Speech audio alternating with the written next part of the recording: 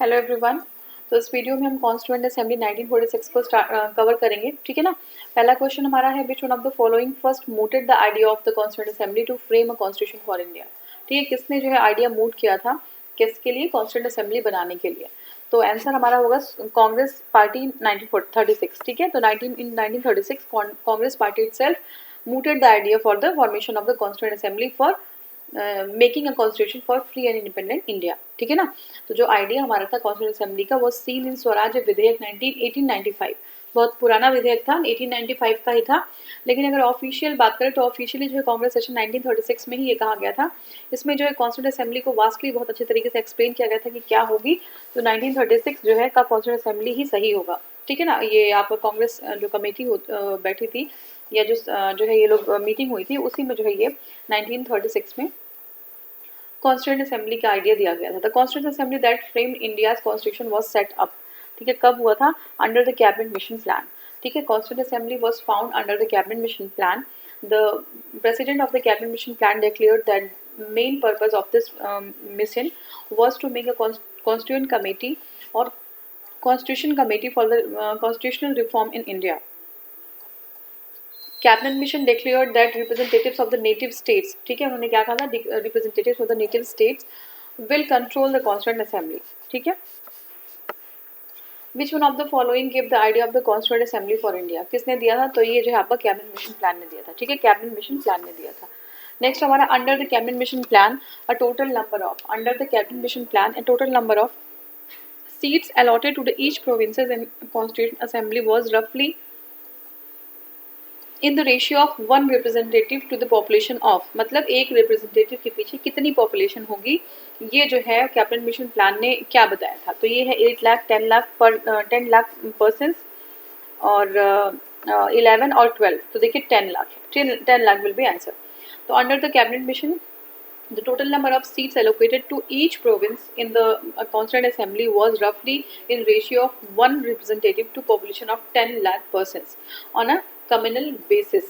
These classes of voter were accepted: general, Muslim, Sikh.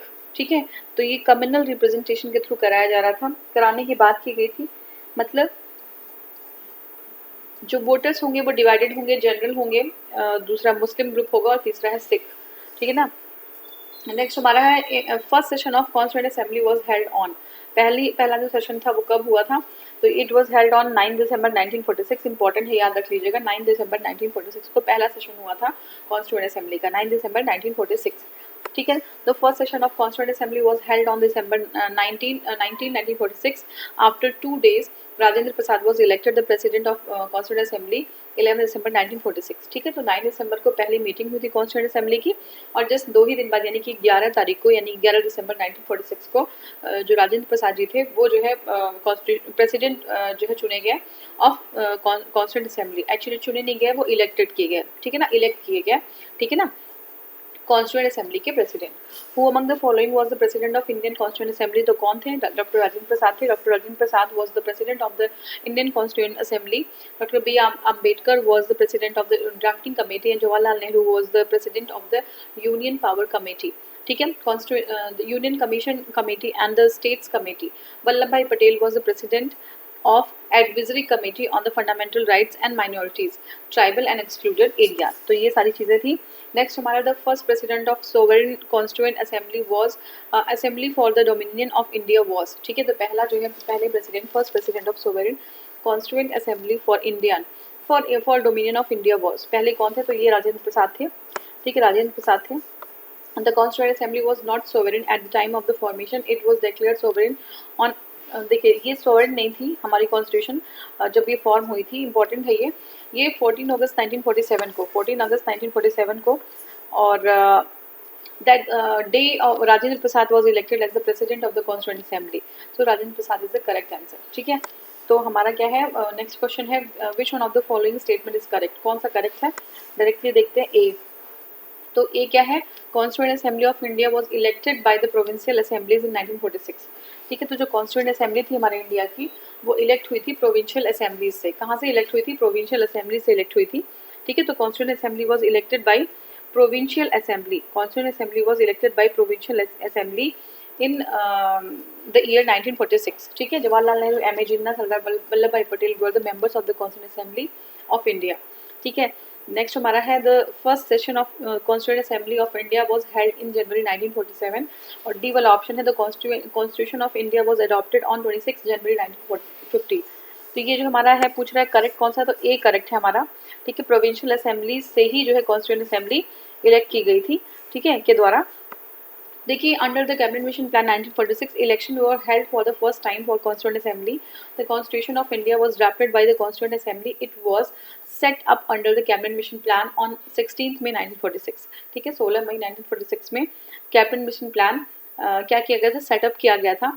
The members of the constituent assembly were elected by the provincial assemblies. ठीक है ना, तो provincial जो assembly के जो members थे उन्हीं के थ्रू जो है जो कॉन्स्टिट्यूशन हमारा कॉन्स्टिट्यूंट असेंबली थी उसके मेंबर्स सिलेक्ट किए गए थे by the method of the single transferable vote of proportional representation. ठीक है, तो ये एक मेथड होता है, कभी हम पॉलिटी को करेंगे तो उसको कवर करेंगे. कौन सा मेथड था यूज किया था इन लोगों ने, single transferable vote of proportional representation. ठीक है, the total membership of the constituent assembly was 389. ठीक है, टोटल मेंबरशिप कितनी थी, 389 थी.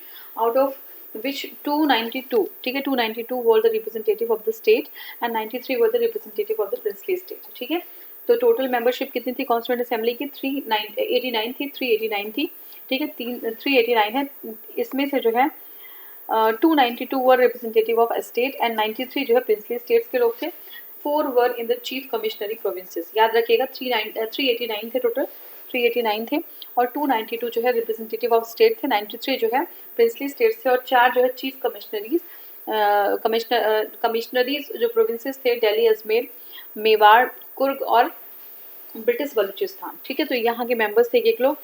और election for the 296 seats assigned to the British Indian provinces were completed by the July August 1946. ठीक है, कांग्रेस ने 208 सीट जीत ली थी और मुस्लिम लीग ने 73. ठीक है, 73. कांग्रेस ने 208 और मुस्लिम लीग ने 73 सीट्स को जीता था. And the other independent candidate वोन 15 सीट्स. ठीक है, तो इंडिपेंडेंट कैंडिडेट्स भी थे, उन्होंने 15 सीट जीती थी. M A Jinnah was not a member of the constituent assembly of India. ठीक है, तो ये क्वेश्चन में था, ये दूसरा वाला ऑप्शन. जवाहरलाल नेहरू तो थे लेकिन एम ए जिन्ना जो है नहीं थे. The constituent assembly was first parliament of independent India. Doctor Sachchidanand Sinha was the first president. ठीक है, तो पहले प्रेसिडेंट कौन थे, डॉक्टर सच्चिदानंद सिन्हा. ठीक है ना, और लेकिन जो प्रॉपर प्रेसिडेंट थे जो इनको इलेक्ट किया गया था वो जो है 9 दिसंबर को इलेक्ट किया गया था और वो राजेंद्र प्रसाद थे. ठीक है, when it met on the December 9, 1946, Dr. Rajendra Prasad when became the president of Constituent Assembly and later became the president of India.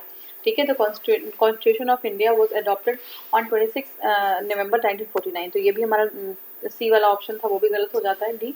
ठीक है, तो ये जो है आपका 26 नवंबर 1949 को अडॉप्ट किया गया था. ठीक है, अडॉप्टेड ऑन 26 नवंबर 1949.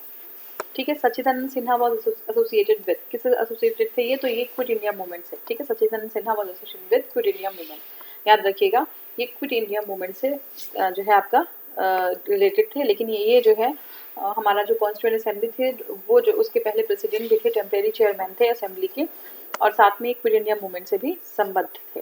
ठीक है, अब नेक्स्ट हमारा क्वेश्चन है, Sachchidanand Sinha was associated with the quit India movement. He was elected as a temporary president in the first session of constituent assembly 7 December 1946. ठीक है, who among the following held the office of speaker in central legislative assembly of British era and parliament of free India. ठीक है, तो फिर से देख लीजिए किसके जो है किसने ऑफिस होल्ड किया था, किसका, स्पीकर का सेंट्रल लेजिस्लेटिव असेंबली में ब्रिटिश एरा के टाइम पे and parliament of free India. ठीक है, तो जो है वो क्या थे, स्पीकर थे सेंट्रल लेजिस्लेटिव असेंबली के ब्रिटिश के टाइम में भी, और पार्लियामेंट के स्पीकर रहे वो and the parliament of free India. ठीक है, पार्लियामेंट में भी रहे वो. तो ये कौन थे, ये जीवी मावलंकर थे. ठीक है, जीवी मावलंकर थे. ठीक है, जीवी Mavalankar held the office of speaker of central legislative assembly. देखिए, अगर आप लोकसभा और राज्यसभा देखते होंगे तो ऐसी बहुत सारी चीज़ें बताई जाती है, बहुत सारी स्टोरीज. तो स्टोरीज जब आप सुनते हो तो उस चीज़ के बारे में आपको बिल्कुल फिर वो उसको लर्न नहीं करना पड़ता, वो याद हो जाता है. ठीक है, तो और भी कोई चैनल वगैरह देखने से बेटर है कि लोकसभा, राज्यसभा या फिर कुछ न्यूज़ चैनल्स हैं जो आपको देखने जरूरी. न्यूज़ चैनल मतलब DD न्यूज़. ठीक है ना, या राज्यसभा पे डिबेट आता है, इंडियन वर्ड आता है, तो वो सब चीज़ें ज़्यादा सही रहती हैं. GP Mavalankar held the office of speaker of central legislative assemblies of British era, ठीक है ना। तो ये जीवी मावलंकर जो है उन्होंने जो है जो ऑफिस था स्पीकर सेंट्रल लेजिस्लेटिव असेंबली का ब्रिटिश एरा में 1946 से लेके 1947 तक रहे वो, and speaker of the Lok Sabha after independence from 1952 to 1956, ठीक है। तो लोकसभा में भी स्पीकर रहे वो, ठीक है ना, 1952 से लेके 1956 तक। And he was president of legislative assembly of Bombay, ठीक है। बॉम्बे के भी जो है प्रेसिडेंट रहे वो लेजिस्लेटिव असेंबली के 1937 से लेके 1946 तक, ठीक है। तो ये पूरा था। और नेक्स्ट हमारा है फॉर्मेशन ऑफ इंटरिम गवर्नमेंट, ठीक है। 1946 का जब इंटरिम गवर्नमेंट का फॉर्मेशन हुआ था, इसको हम नेक्स्ट वीडियो में कवर करेंगे। Thank you so much for watching.